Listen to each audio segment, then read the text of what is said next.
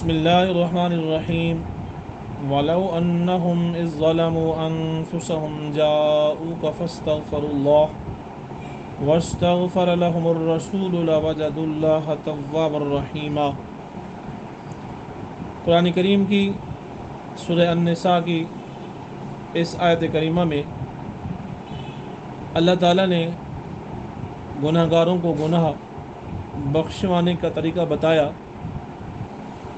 فرمایا وَلَوْ أَنَّهُمْ إِذْ ظَلَمُوا أَنفُسَهُمْ، اور اگر جب وہ اپنی جانوں پر ظلم کریں، فَاسْتَغْفَرُوا اللَّهَ، اے محبوب تمہارے حضور حاضر ہوں، پھر اللہ سے معافی چاہیں، وَاسْتَغْفَرَ لَهُمُ الرَّسُولُ، اور رسول ان کی شفاعت فرما دیں، لَوَجَدُوا اللَّهَ تَوَّابًا رَحِيمًا، تو ضرور اللہ کو بہت توبہ قبول کرنے والا مہربان پائیں۔ اس آیت کریمہ میں اللہ تعالیٰ نے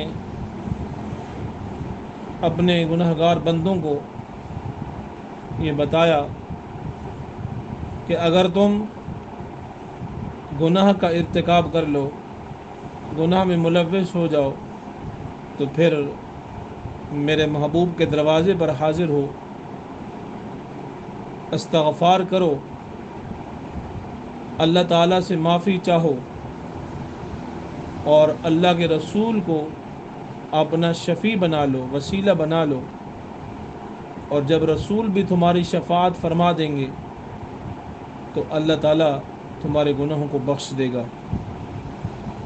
اس آیت کریمہ میں اللہ تعالیٰ نے گناہ بخشوانے کا طریقہ بتایا اور پتہ بتایا در مصطفیٰ کا۔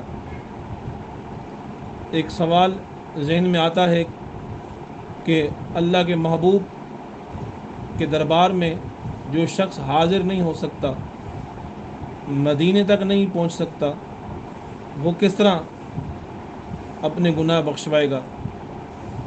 تو یقینی بات ہے کہ مصطفیٰ کریم علیہ السلام صرف مدینے میں نہیں ہیں، وہ عاشقوں کے سینے میں بھی موجود ہیں۔ جب وسیلہ بنائیں گے تصور میں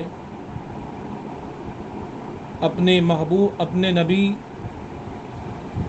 نبی پاک علیہ السلام کو شفاعت کا وسیلہ بنائیں گے تو اللہ کے محبوب یقیناً اس کی شفاعت بھی کریں گے، اور جب اللہ کا محبوب شفاعت کر دے گا تو یقیناً اللہ تعالیٰ اس مسلمان کے گناہوں کو بخش دے گا۔